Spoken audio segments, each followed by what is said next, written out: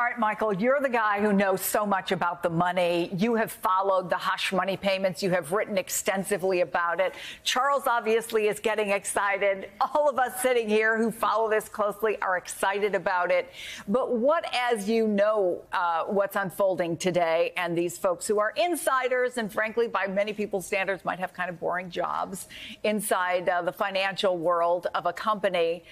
What are the pieces of the puzzle you've been watching that you think may resonate with jurors and not just those of us who are so deeply involved in the trial? Well, I think the key points here are twofold. One is they're sort of connecting this to Alan Weisselberg, who is not testifying. He was Mr. Trump's longtime CFO, but that he did authorize these payments.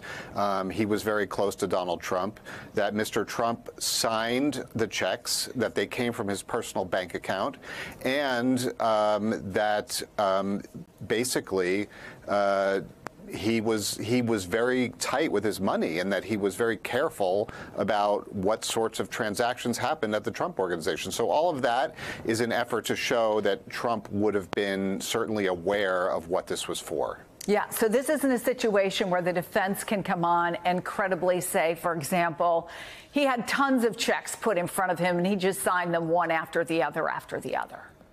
They are trying to say that, yes. I mean, they definitely have tried to elicit that sort of testimony last week when his assistant testified, said, you know, didn't he sign checks on the phone? And they're going to certainly say that Michael Cohen's the only one who can actually connect him into conversations about this reimbursement deal, and that's true in this trial. So, you know, they are going to definitely argue that he was distanced from it. It's just a question of what the jurors end up believing.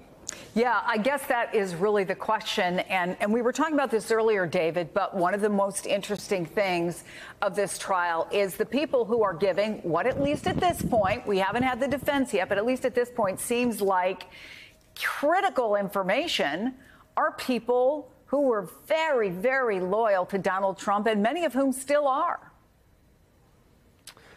That's right. Michael made a good point about this. The Trump Organization sounds big, and Donald Trump spent a lot of time making it seem very big, but it was actually a really small, very provincial office full of people who'd come in the 80s or 90s and then just stayed and slowly rose. So this was not the kind of business where people sort of came and went off to different companies. Once you got there, you stayed.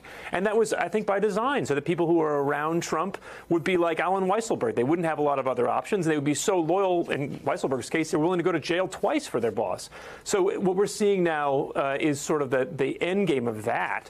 Prosecutors trying to bring those very loyal, longtime people in and make them tell their piece of the story. So far, as you said, for prosecutors, with the exception of Weisselberg, everybody else has sort of been willing to come and tell what they know. They're not telling as much as Cohen is, but they are not shying away from telling their piece of the story, and they're slowly connecting these dots to Donald Trump. David Fahrenthold and Michael Rothfeld, I wish we could talk to you more.